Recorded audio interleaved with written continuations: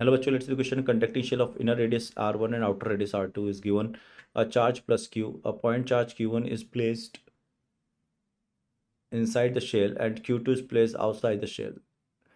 Then various location of Q1, Q2 match the entries of column 1 to the entries of column 2. Q1 is at center, Q2 is 0. ठीक है. Then E at the center of the shell due to the charge on the outer shell is, तो वो तो 0 होगा. अगर हम मान कर रहे हैं कि Q1 हमने सेंटर पर रख दिया, ठीक है, और Q2 हमने 0 ले लिया, तो ये हो जाएगा इसके अंदर -Q1 और ये बन जाएगा +Q1 बाहर. अब इस बाहर वाले की वजह से अंदर कोई इलेक्ट्रिक फील्ड आएगा ही नहीं, तो बाहर वाले के लिए अंदर इलेक्ट्रिक फील्ड कितना हो गया, 0. यानी कि इसका ऑप्शन हो गया C. If Q1 is not centre and Q2 is at distance small r from the center, then E at the inner surface of shell due to the charge of outer surface of shell. अब अगर अपन देखें तो situation क्या है कि ये तो आपके पास हो गया अंदर वाला और ये हो गया बाहर वाला, ठीक है, और अपन ने अब चार्ज सेंटर पे नहीं रख के कुछ यहाँ रख दिया Q1, तो ये एक माइनस नॉन यूनिफॉर्म Q1 देगा, ठीक है, और यहाँ पे प्लस का Q1 आ गया, ठीक है. लेकिन ये Q2 भी कुछ चार्ज इंडक्ट करेगा यहाँ पर. अब देखो इस Q1 की वजह से इलेक्ट्रिक फील्ड तो 0 हो जाएगा. अब मैं ये कहना चाह रहा हूँ कि आउटर सरफेस पर जो चार्ज है वो चार्ज एक तो Q1 है जो कि यूनिफॉर्म है, Q1 जो कि कैसा है, यूनिफॉर्म, ठीक है. तो इसकी वजह से इलेक्ट्रिक फील्ड क्या हो जाएगा अंदर, 0. दूसरा कौन है, दूसरा हो गया आपका Q2 का इंडक्शन, Q2 इंडक्शन, ठीक है, उसका आएगा शेल पर. अब अगर लेकिन देखें अपन तो Q1 को तो हटा दो और हम जानते हैं कि आउटर सरफेस का अप है ना, ये आपका Q1 को भी हटा दो, कोई मतलब नहीं है, अपन तो आउटर से की बात कर रहे हैं. तो ये तो चार्ज Q1 है यूनिफॉर्म, तो यहाँ पर क्या है, Q1 यूनिफॉर्म, और क्या है, इस तरफ एक इंडक्शन चार्ज आ जाएगा और इधर एक पॉजिटिव चार्ज आएगा, किसकी वजह से, Q2 की वजह से. वो उतना ही इलेक्ट्रिक फील्ड जनरेट करेंगे अंदर जितना कि ये Q2 कर रहा है. ये बात भी सच्ची है क्योंकि net electric field outside charges की वजह से 0 होता है, ठीक है ना. इसका प्लस इस आउटर शेल का नेट इलेक्ट्रिक फील्ड यहाँ कितना होगा, 0. लेकिन हम केवल इसकी वजह से पूछ रहे हैं, तो इसकी वजह से वही होगा जो कि इसका मतलब E in is equal to E due to Q2 induced plus EQ2, but we know that is total is equal to 0, so that EQ induced that must be equal to minus of EQ2. Okay, so अब बस केवल Q2 के लिए निकाल लो. तो हम जानते हैं ये डिस्टेंस जो दी है हमें सेंटर से वो R दी है. ये डिस्टेंस कितनी है आपकी, R है,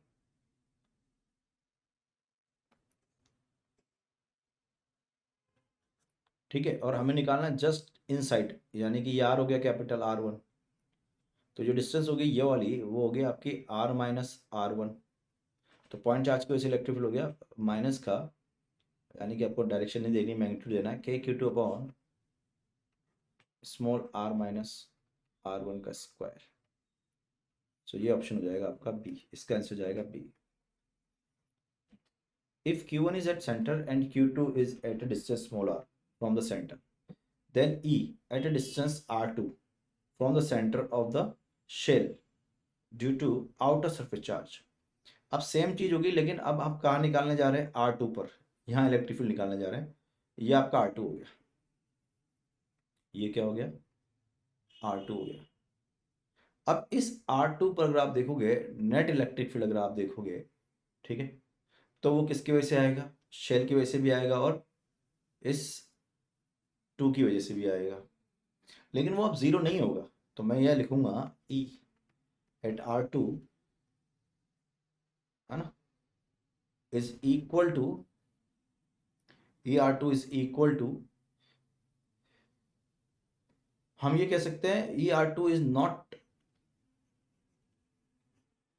नॉन. ये आपका जाना भी वैल्यू नहीं है, यहाँ तो जाने वैल्यू थी, 0 था, ठीक है ना, इन दोनों का मिला के 0 था. लेकिन यहाँ पर तो हमें ये चीज़ पता ही नहीं है कि इलेक्ट्रिक फील्ड यहाँ है कितना, सो क्योंकि ER2 हमें मालूम नहीं है कितना है, so we can't predict this how much it will, can not be determined. The D option is correct. The D option is correct. If Q1 is not at center, Q2 is 0, then E at point P at distance small r from Q1 due to charge of the inner surface of the shell. अब क्या निकाल रहे हैं? अगर Q1 centre पे नहीं है लेकिन Q2 0 है, then E at point P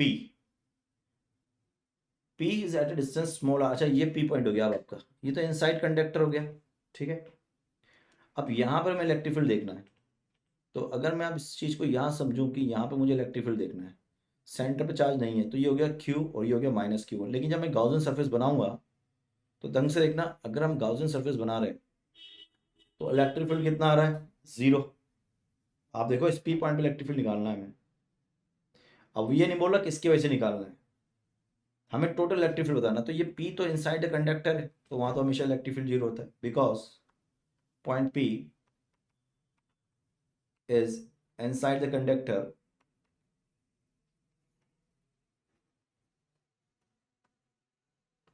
conducting material, hence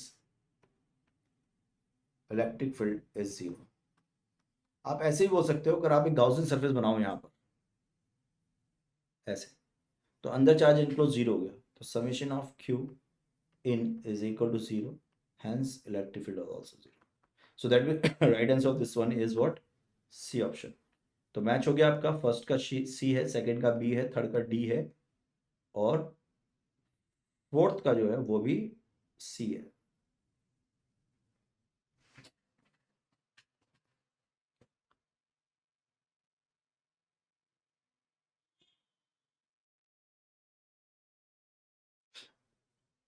एक मिनट, ये जो क्वेश्चन पूछ रहा है ना, इसमें थोड़ा हल्का सा लोचा हो गया है.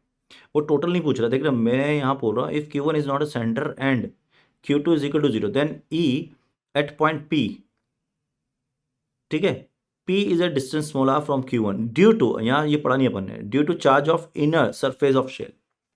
तो इनर सरफेस ऑफ शेल की वजह से पूछ रहे हैं भाई, टोटल नहीं पूछा. टोटल पूछता 0, तो ये पता चल गया कि टोटल कितना होगा? 0. और टोटल जो होगा वो किसकी वजह से होगा? 0 सबकी वजह से.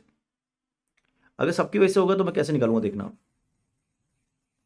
देखना सब लोग.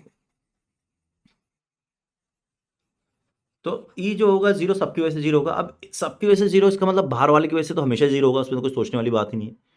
बाहर वाले की वजह से तो हमेशा 0 होगा. अब अपन किसके लिए देख रहे हैं? समझना आराम से.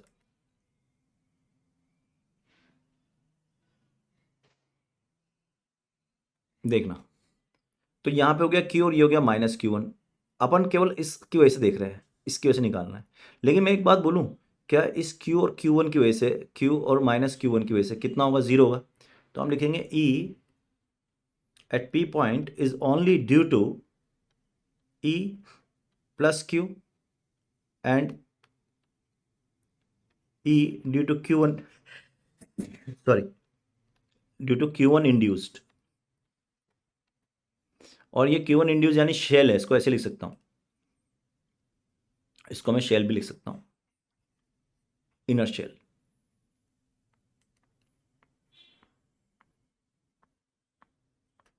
है ना, इसको शेल भी लिख सकते हैं.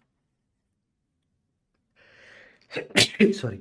और ये किसके बराबर है? 0 के बराबर है. तो ई शेल क्या हो गया? And that is equal to minus of E Q1.